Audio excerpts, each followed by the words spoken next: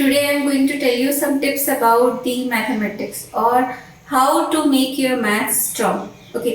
Generally बहुत सारे students ऐसे होते हैं जिन्हें मैथ्स पढ़ने में डिफिकल्टीज होती है या फिर जो मैथ्स पढ़ना नहीं चाहता, मैथ्स की कैलकुलेशन करने में जिन्हें प्रॉब्लम होती है।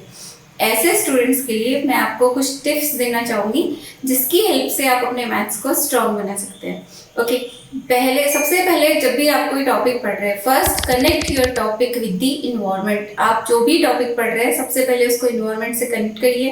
कैसे वो हमें लाइफ में आगे यूज होने वाला है वो टॉपिक, उसका क्या नीड है, उसको हम क्यों पढ़ रहे हैं, उसका हमारे इन्वायरमेंट से क्या कनेक्शन है। आप जब भी उस टॉपिक को ऐसे कोरिलेट करके पढ़ोगे तो आपको वो टॉपिक ईजी लगेगा, इंटरेस्ट क्रिएट होगा और आप उसे और पढ़ना चाहोगे। Next point is that first clear your concept regarding to the topic. आप जो भी टॉपिक पढ़ रहे हैं आपको उससे रिलेटेड जितने भी कंसेप्ट हैं वो कंसेप्ट आपको क्लियर करना है।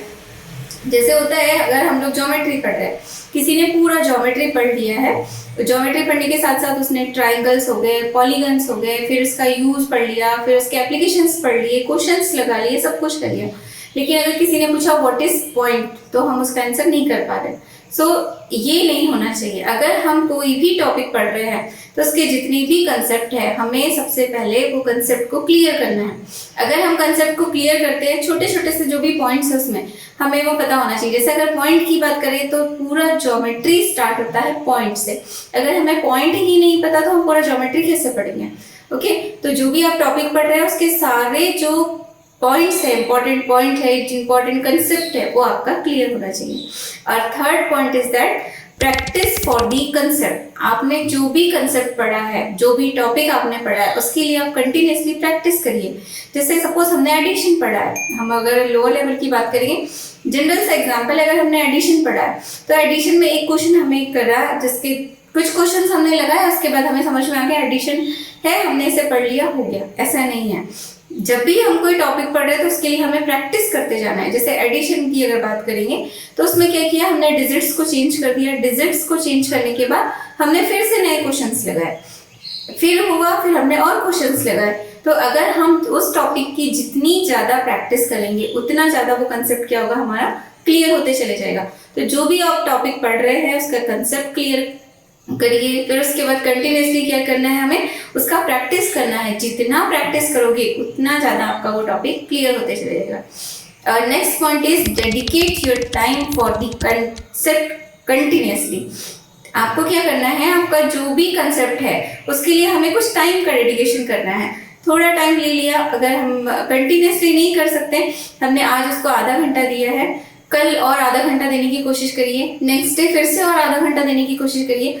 तो जो भी हम टॉपिक पढ़ रहे हैं उसके लिए हमें अपना थोड़ा टाइम देना है। टाइम देना का मतलब क्या हुआ, हम उसके कंसेप्ट को पढ़ रहे हैं, उसे प्रैक्टिस कर रहे हैं, कंटिन्यूसली उसके ऊपर वर्कआउट करते जा रहे हैं। तो धीरे धीरे क्या होगा, हमारा जो टॉपिक है वो क्या होगा, और क्लियर होते जाएगा। जितना हम उसके लिए अपना टाइम का डेडिकेशन करेंगे हमारा वो टॉपिक और ज्यादा क्लियर होते चले जाएगा और हमें उसमें इंटरेस्ट क्रिएट होते चले जाएगा। ओके, और नेक्स्ट टॉपिक इज, हमने जितने भी पॉइंट्स पढ़े हैं हमें क्या करना है, make a short note for the particular topic.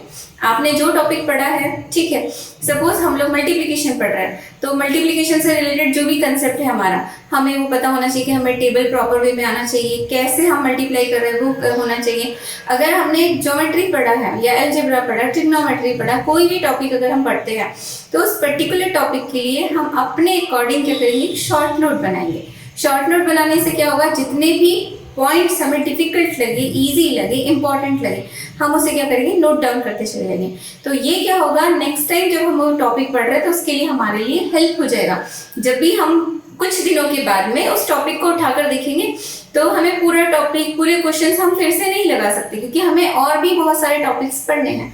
तो हम क्या करेंगे, जितने भी हमारे टॉपिक्स है, जो हमने इंपॉर्टेंट पॉइंट्स उसमें लिख रखे हैं, जो हमें इंपॉर्टेंट पॉइंट हमें नोट डाउन कर रखे हैं, तो हम क्या करेंगे, जब भी हमें पढ़ना है वो इंपॉर्टेंट पॉइंट्स को देखते चले जाएंगे। हमें अपना पूरा जितना भी हमने अभी तक उस टॉपिक के लिए जितना हमने डेडिकेशन किया था, जितना हमने टाइम दिया था, वो हमें याद आ जाएगा और उसके बाद हमारा वो टॉपिक फिर से फ्रेश हो जाएगा। तो हमें क्या करना है, उस पर्टिकुलर टॉपिक के लिए शॉर्ट नोट्स बनाने हैं।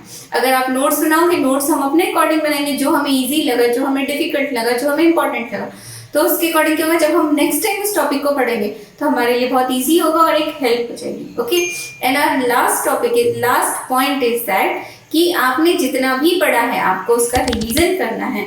हम डेली रिवीजन नहीं कर सकते क्योंकि हमें डेली नेक्स्ट टॉपिक्स पढ़ने हैं। तो हम क्या करेंगे, पर्टिकुलर टाइम ड्यूरेशन ले लिया कि हम अल्टरनेट डेज में कर रहे हैं, अभी वो टॉपिक नया पढ़ा है तो अल्टरनेट डेज में करिए, फिर उसके बाद 2-3 डेज में करिए, फिर 1 वीक में करिए। तो हम जो भी टॉपिक्स पढ़ते हैं उसे हमें रिवाइज भी करना है। रिवीजन एक बहुत इंपॉर्टेंट पार्ट है किसी भी टॉपिक को पढ़ने, समझने या किसी भी सब्जेक्ट को अंडरस्टैंड करने के लिए। अगर आप प्रॉपर वे में किसी भी पर्टिकुलर टॉपिक के लिए अगर ये सारे पॉइंट्स को फॉलो करोगे तो वो टॉपिक आपको इजी लगेगा, बहुत अच्छे से समझ में आएगा।